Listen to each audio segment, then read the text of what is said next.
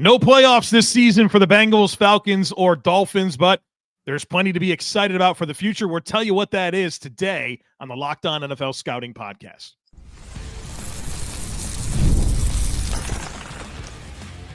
You are Locked On NFL Scouting with the Draft Dudes, your daily podcast for NFL and college football scouting. Part of the Locked On Podcast Network, your team every day. What's better than this? It's guys being dudes here on the Locked On NFL Scouting Podcast. We're the Draft Dudes. I'm Joe Marino from Locked On Bills. He's Kyle Crabbs from Locked On Dolphins. And we are your NFL experts here with you daily to talk team building across the league on the Locked On NFL Scouting Podcast with the Draft Dudes, part of the Locked On Podcast Network, your team every day. I want to issue a big thank you, shout out, and welcome to our everydayers. Those of you who never miss a single episode, we appreciate y'all being here very, very much. Today's episode is brought to you by FanDuel. You can start the season with a big return on FanDuel. New customers can place a $5 bet, and you'll get started with $200 in bonus bets if you win or lose your first $5 bet. Just visit FanDuel.com to get started. Joe, happy late additions to the NFL job vacancies day to you. Yesterday we had a few. We had the Raiders, moved on from Antonio Pierce. We had another general manager firing. Ran Carthon. So, man, I know we're not doing that today. And thank goodness we're not trying to do the Titans or the Raiders for Levy Grails. I think the Raiders and the decision for Antonio Pierce is one thing. And we're doing Levy Grails, which is we're debriefing seasons for teams that missed the playoffs today. And reasons to be optimistic. And Levy Grail is that Marv Levy from the Bills did a poem about perseverance for the team when they were in the midst of being on the cusp of championships and not winning the Super Bowl. So that's the show today. But imagine being Ran Carthon right now. You ever see Jurassic Park? I know it's about dinosaurs.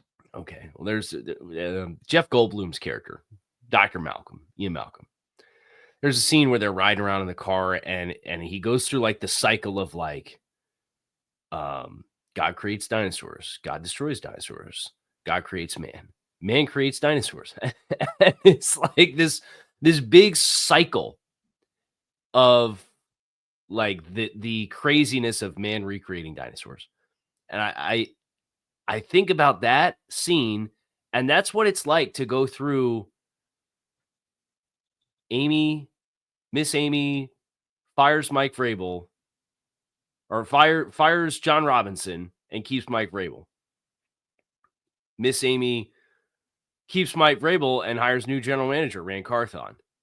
Miss Amy fires Mike Vrabel and keeps Ran Carthon, and then keeps Ran Carthon and hires new coach.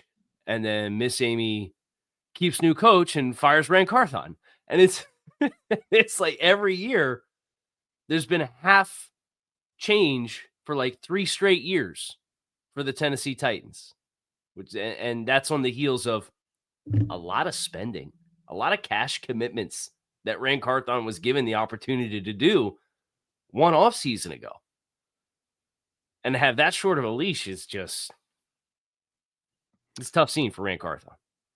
Maybe Deion Sanders wanted a different general manager for the Titans, for Shador in that beautiful new stadium.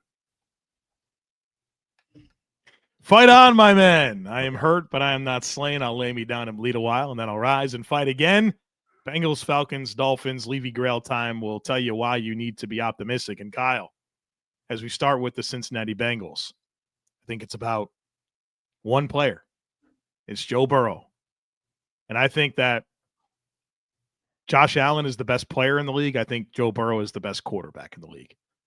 And what this man did this year was incredible. They had no offensive line.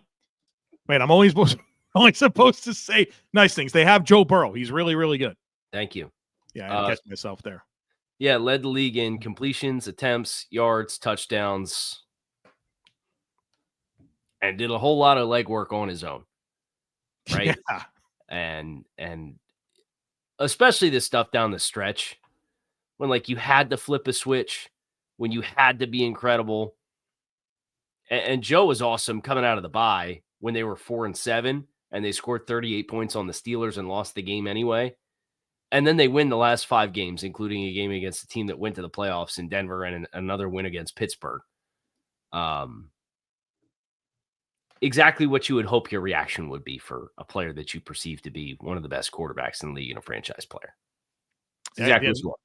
He proved he can carry it, man. And not that was ever a question, but I think if you're looking for reasons to be optimistic, it's like you have that guy and you have resources, right? Like we got a full complement of draft picks. And they didn't make the playoffs. They're picking in the top 18. I don't know exactly where. They got $57 million in cap space. Like, take care of T. Higgins or Jamar Chase, whatever your plan is there. Figure it out with Trey Hendrickson and build up this roster so that way you can maximize your quarterback, especially.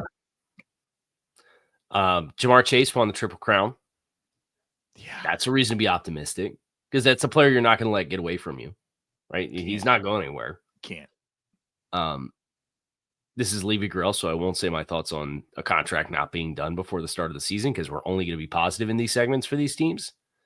But the fact that he had his best season yet totally looked the part. And then I'll even point to a couple ancillary players on offense for them too. Between Chase Brown and his emergence and development and what he was able to do running the ball and being a pass catcher underneath. Yeah. Right? He had 1,300 yards from scrimmage? Yep. This season, 11 touchdowns. This is the second most touchdowns on the team.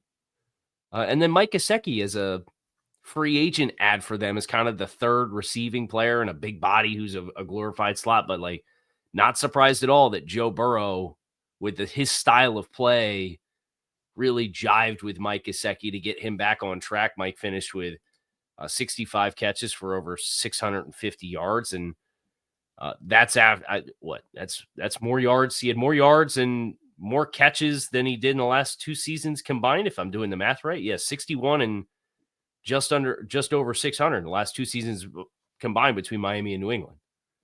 So looking more like the player that he was in the heart of that rookie contract in Miami as a middle of the field target and a big body guy for in the red zone. So I know he's an expiring contract, but that should not be an expensive player to bring back in my mind, because you've seen what he looks like in situations where he's been asked to be a bigger piece of an offense and it has not been good. So that should be an easy one for you to run back, in my opinion, and have that be another big bodied piece for a big bodied pass catching group. Yeah. And like you said, I just don't know that he'll have the same value to other teams. And he works for this offense. Let me give a brand shout out here. Trey Hendrickson. Who'd you say? Trey Hendrickson. Oh, he's a monster, right? I love Trey Hendrickson. That's a brand guy for you forever. Yeah. I love Trey. I think their upgrade at punter was pretty substantial. Okay, here you go. Dude, this Ryan Reckow, way better than Brad Robbins. Like, Brad Robbins might have been the worst punter in the NFL in 2023, and like now they legitimately have a good punter. So 47% of punts inside the 20. Dude, he's a monster, man. I think he might have net over 43. Yes, he's a stud, and Brad Robbins was a disaster last year. I think it's one of the biggest positional upgrades of any team this offseason. So, Joe, I know we're getting ready to go break. Why do teams skimp here? Why do teams just sleepwalk their way through this kind of stuff? You know me, I don't know the answer to that. I'm sitting here watching the team we're getting ready to talk about in segment 3. You got a punter that every time we're punting from the minus 45, we're going to put it 10 yards deep in the end zone. And then when he's punting from his own 15, he shanks it and it's fielded at the 50. Punter, got to have a good punter, man. You got to have a good punter. Let the Bengals be a source of inspiration for teams across the league. You don't got to pay him like crazy. You don't. They're like $3 million bucks. Yeah. I'd rather have that than a 6th corner that's going to play on kickoff. And then I just have my punter boot the damn thing out of the back of the end zone and not have to worry about covering kickoffs anymore. There you go. Done. There you go. Get yourself a good punter. All right, we're talking Falcons here next, folks. Be sure to stick with us. From big upsets to game-winning drives, the NFL playoffs are better with FanDuel, because right now new customers can bet $5 and get $200 in bonus bets guaranteed. That's $200 in bonus bets, win or lose. The FanDuel app gives you everything you need for live bets on the NFL. You can make same-game parlays and so much more. And there's so many different ways for you to pick up a win. I love betting on which players will hit the over on stat projections, if a team will cover the spread, building parlays. It is thrilling. And not only can you bet on who will win the game, but FanDuel also has bets for which players will score a touchdown, how many points each team will score, and so much more. So just visit FanDuel.com to join today and get started with $200 in bonus bets. That's FanDuel.com. Make the playoff season unforgettable with FanDuel, an official sportsbook partner of the NFL. Fight on, my men. The Atlanta Falcons, our next team in the spotlight here. And the Falcons, they came in mathematically eligible to win the NFC South. They promptly lost in overtime to the Carolina Panthers, and the Bucs won. 2 overtime losses in succession for Atlanta to end the season. But we're only going to stay positive here with the Levy Grail.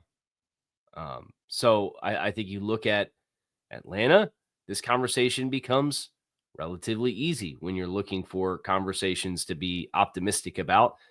A lot of your top 10 investments look promising and continue to get better. And you have a quarterback in place because you had the foresight that Kirk Cousins, coming off of an Achilles injury, was a high-risk investment. And now you're not stuck holding withered Kirk Cousins and picking in the teens in a draft class where you'll be lucky if the top 2 quarterbacks get outside the top 5 picks. Yeah, and I think what's hard to foil with Atlanta is that this is year 1 of a new head coach in Raheem Morris. Yeah. And it's like, yeah, I mean, they're 8-9. They're right in it until the end. They have their quarterback of the future already in the fray that has a little bit of game experience. And I think what's hard to remember about that is because they sort of went all in with the Kirk signing and all that. But when you can remove yourself from that variable and just say, hey, year 1 of a head coach, you got a rookie quarterback that showed some promise, that had some big time moments like in games late where he's really hasn't played. I think that's something that you can obviously cling to and be pretty excited about moving forward. Not to mention that Bijan Robinson guy, dude. Like, holy smokes, what a year he had. Over 1,800 yards, 15 touchdowns. Like, he became everything you thought he would be in this offense, to go with Drake London, who was unbelievable, nearly 1,300 yards. Like, that's when you drafted those guys in the top 10, like, that's the type of impact you were looking for, and you got it. And you didn't even have like your stable quarterback in the mix for the whole season. So I think they're going to be just fine. Veteran offensive line, just add to your defense, right? Like, they're going to be okay, especially in that division, right? Like, where Tampa's won it 4 years in a row, but and I think Tampa's good, and I have a lot of respect for them, but it's not a death grip. It doesn't feel like to me. Case in point, Atlanta came into Week 18 alive. And beat them twice this year. And if you hadn't lost 2 overtime games, what was the sequence in the Washington game? They kind of had. Yeah, they screwed that up, dude. They screwed that up in a big way. It was horrible management at the end of the like. Yeah, we can't say negative things, but yeah, great learning opportunity there to how to not blow a football game. So you think about that. I think about the fact that they have the offensive side of the ball so well invested with a defensive-minded coach. Yeah. How often do you see a defensive-minded coach come in or an offensive-minded coach come in and they use all their assets on their side of the ball because they need to get their specialty figured out and right, and they neglect the other side of the ball, and then you get a couple years in and it's like, oh, wow, now we really got to dump into the other side to try to equal the scales a little bit. And it kind of doesn't promote a balanced team. The fact that they went so offensive heavy with Arthur Smith, you kind of go over the other side of that, where now that's so invested in, you feel good about what that looks like for the immediate sense with a quarterback to develop around all that, with Raheem coming in saying, hey, we need some more depth in the secondary. We need more pass rush guys available to us. And if we really build into those things and our system takes in year 2, we should feel like we're really going to be at a nice point to kind of catapult where we are this season. That's a big shout out to Zach Robinson, who seems to be a great hire for the offensive coordinator position. And, I think that's aligns with what you're saying there, where, Raheem came in, and I mean, obviously there was some familiarity from their time together with the Rams, but to hand the keys over to him and trust that he can get that side of the ball correct is exciting moving forward, and how they can continue to work with Penix and those young skill players to maximize the offensive side of the football. How about Caden Ellis on defense? He's got to really emerge for them, right? And, you know, you look at him and Bates and Terrell, and they got some players on that defensive side of the football. It's just a matter of, you know, I think it's a very straightforward offseason. Like, continue to find ways to attack the pocket, continue to build out your secondary talent to go with Bates and Terrell. And like your offense feels like it's pretty much set, you know, like I don't feel like there's a whole lot of questions on that side of the ball. It's just continuing to get time on task and develop your scheme around your young quarterback. Can I also say, I felt we finally started to see it a little bit with Arnold Ebiketie as well. Yeah. And he had it was 5 of his 6 sacks this season came in the last 6 weeks of the season. He cranked it up. And I you knew because he was a transfer into Penn State. And you felt like he was kind of a one-pitch pass rusher with speed, even though he had good size and density. And now, I mean, that's year 3, and I really felt like the back half of year 3 for him felt like he started to turn the corner as far as the consistency of his play. So maybe there's some Raheem Morris impact there and player development there. And obviously he'll be in a contract next year as a second-round pick that doesn't have a fifth-year option. So that's a player I wouldn't sleep on maybe being a bigger piece of the puzzle for them. Now, don't get complacent. I think that's important, right? It's in teams that get negative reinforcement based off of small sample sizes happens all over the league every year because it's a finite resource league. You'll only have so many pitches in your bag. But that's a player for me that I'm really hopeful for seeing further reach towards his potential like he kind of flashed down the stretch. How about Jake Matthews? Like, is Jake Matthews just going to be ageless there at left tackle? You know, like, yeah, you can get complacent with your starter at left tackle if you're the Atlanta Falcons. How's that? I just said don't get complacent, but has there been a more consistent player in the league for a longer stretch of time than Jake Matthews? That gets no recognition whatsoever. None. Right? None. Yeah. And then Chris Lindstrom, like 100% a top 3 guard in the NFL. Right. And paid like it.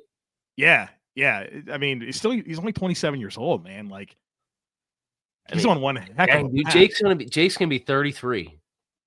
That was my first like professional draft class. Was that 14? Class. Yep. Might have been we're just picking continuously one of the best pass blocking tackles in all of football.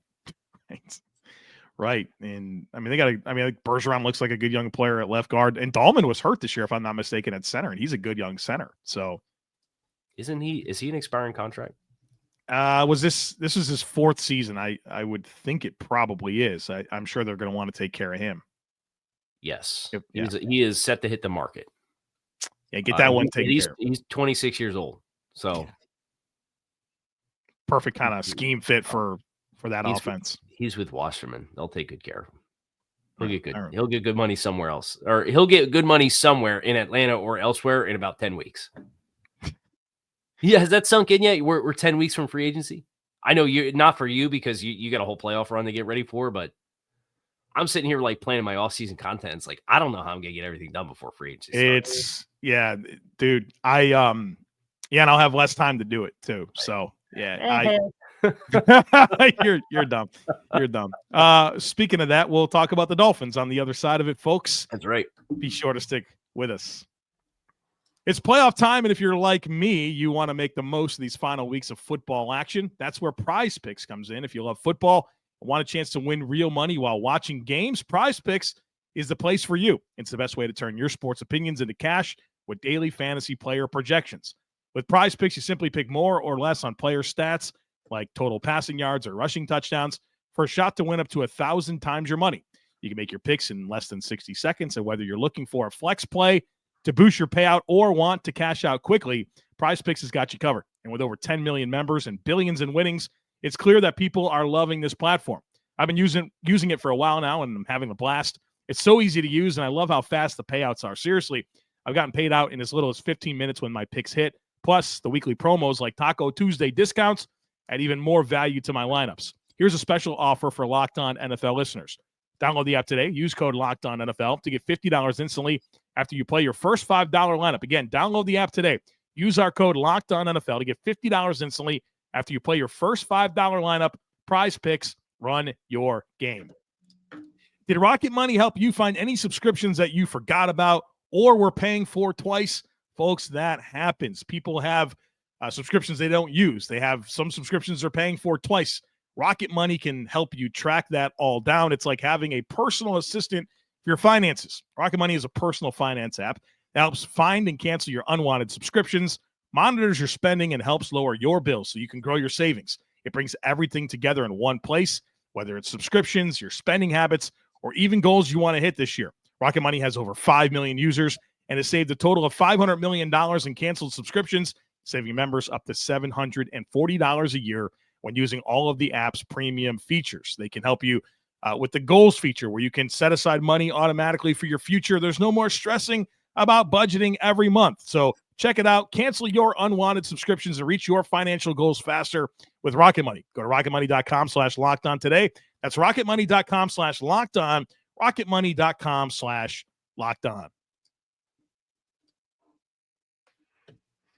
I feel like you should probably lead this conversation because I don't know how many nice things I have to say about this team right now. Okay. I will do a little episode of Locked On Dolphins right here.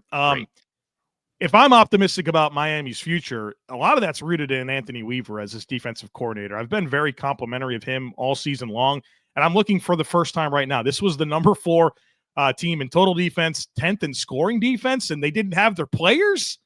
I'm impressed with Coach Weaver. And I honest to God, this is the first time I've looked at that, and I've really enjoyed his scheme and how he chooses to attack. Really good on third down and red zone too, dude. Yeah, and they did not get turnovers this year, right? So just like imagine if he had Chubb and Phillips and the players he's supposed to have. He didn't have them. Safety injuries, corner injuries. Yeah, it was safety that made positive plays consistently with any degree of clearly coached above his talent level. And it's not like they had complimentary football at all, right? I think the offense put him in bad positions. Special teams has been an issue for Miami, and this guy, it didn't matter. He was able to get something out of it. So that's where I'd start this conversation. It's that dude. And, I'm excited about Chop Robinson. I think Zach Sealer might be the best value contract in football. They got him at 10.25 per. Yeah, he knows. Oh, he changes representation at Rosenthal. Yeah, he saw everyone else. He's like, yo, man, I'm out here balling. I show up. He's a good player. Chop came on this season. I don't know. Maybe Tyrell Dotson's going to be a thing. Every time he plays for the Dolphins, he gets an interception. But point being, I really like Coach Weaver in this defense. And, man, if they get to keep him for another year, just how much it can evolve as he gets talent and obviously more time with the key players. Yeah, Dolphins fans holding their breath that Anthony Weaver does not get as much as he is deserving of a head coaching job, just because this would be the 4th defensive coordinator in 4 seasons for Miami. Yeah, it's tough. And the entirety of the Brian Flores era was different offense. You had 4 offensive coordinators in 3 seasons. Like you didn't even get 3 in 3 seasons because you had co-offensive coordinators 1 year. So just the consistency with the staff, they have the opportunity to do that. Offense obviously statistically regressed. There was no ability to run the ball. We're only being positive here on the league. Careful. Show. But Frank Smith's a good coach. And then you have the opportunity with Anthony Weaver to potentially have some consistency on both sides of the ball, which you have not had in forever in Miami. Because I'm pretty sure you could go back to 18, 17. You got to go before 2016 before the team has had the same offensive and defensive coordinator in consecutive seasons. Wow. You're about a decade now. That's how long it's been. So, Dude, I loved. They had two absolute home run signings in Jonnu Smith and Aaron Brewer. He said, "Is it Aaron? Is that how he says it?" Aaron. So Brewer, the center.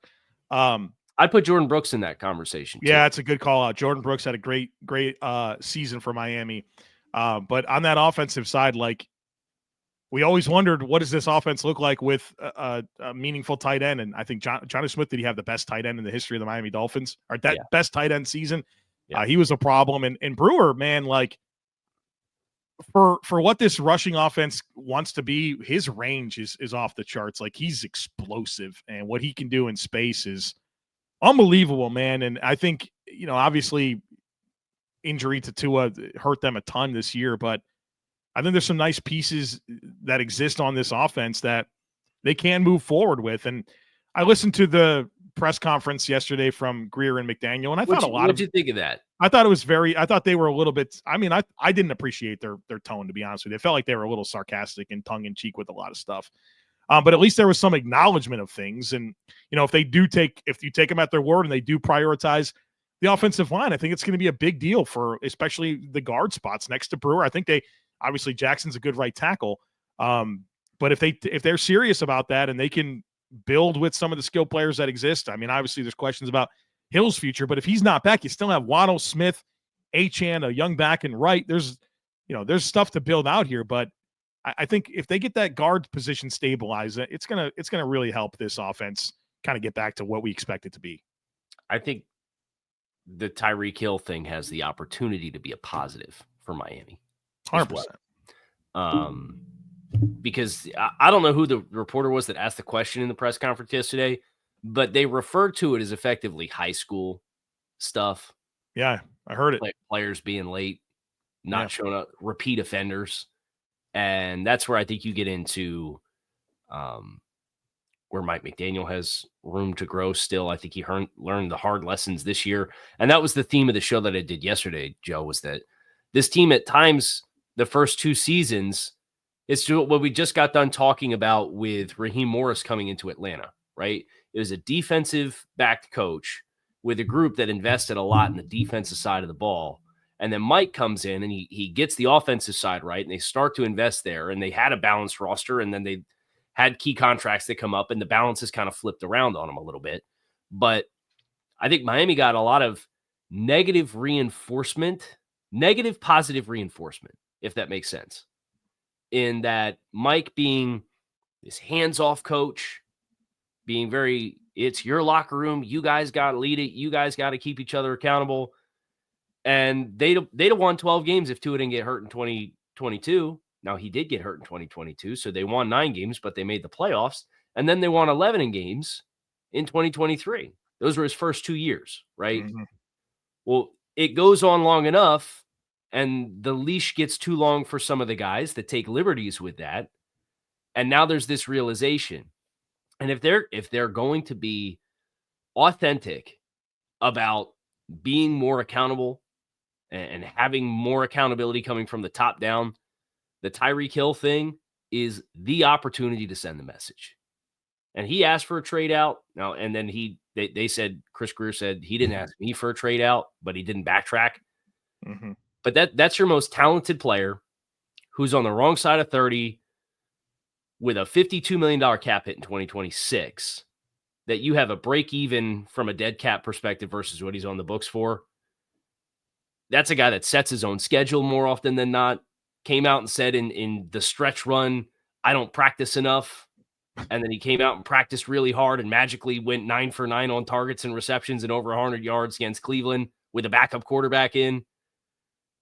Held or made a point to get his contract renegotiated before the start of the season, and then was not the needle-moving player that you thought you had and needed to be when Tua went down the first time. Trade him. Send the message. Because Mike McDaniel said, pulling yourself out of a game, and he pulled himself out and then initially blamed the coaches for taking him out, and then said, actually, I just looked up at the scoreboard and saw what the score was. So Dolphins fans that are listening to this are tired that I'm on this for the third straight day, but that is so not for me.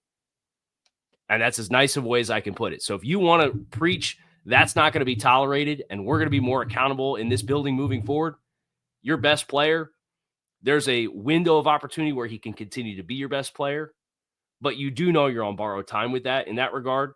And the offense can be better when it's more balanced and not just an individual player centric. You take your first opportunity and you trade Tyreek Hill out of Miami. I don't disagree with you. And I think through all of that, to kind of find the optimistic perspective is I think clarity is coming. This will be year 4 for this group. And how they handle that, how they handle the offseason, how they handle really just the evolution of what this team needs to become, because the issues have been the issues for a long time now. And I think this is setting up for either, hey, they figure it out, or this is going to be a week 8 firing next year. Yeah. And then clarity's coming. You will have a full reset opportunity that is abundantly apparent to you in 2026. Agreed. So we did it. We're done with Levy Grails, man. Great. Congratulations to all teams who didn't get a Levy Grail this year, all 14 of you. For those of you who got one, we hope you don't get one next year. How many new playoff teams did we get this year? Do you know? I can't believe I did that. Why did you just ask that? I know. It's a major foul. What were you thinking? You get to come in. All right, so we had Denver and the Chargers. And I think that was it in the AFC. That's it. Yeah. Then you had Washington. Yep. Minnesota. So 4. 4. We're probably wrong. We're probably forgetting something. Right. Some people are yelling at us all over the planet. Screaming at us. I'm looking at the playoff standings from last year. Ravens, Bills, Chiefs, Texans, Browns. Browns are in. Dolphins. Okay, so that was 2. Niners, Cowboys, Lions. Niners and Cowboys should be the other 2 that are out. Yeah, it's only 4. Great. There you go. We solved the riddle, and we solved it in a timely manner, which is something to be applauded for. There's our Levy Grail for the Levy Grails. That's going to do it for us here. Kyle Crabbs, Joe Marino, we appreciate you guys as always for checking out Locked On NFL Scouting. We hope you will come on back and see us tomorrow. We're getting ready for the wild card round of the playoffs. And then we have the mailbag on Friday to look forward to. So we have lots that we're looking forward to, and you hope you will come back and see us for all that.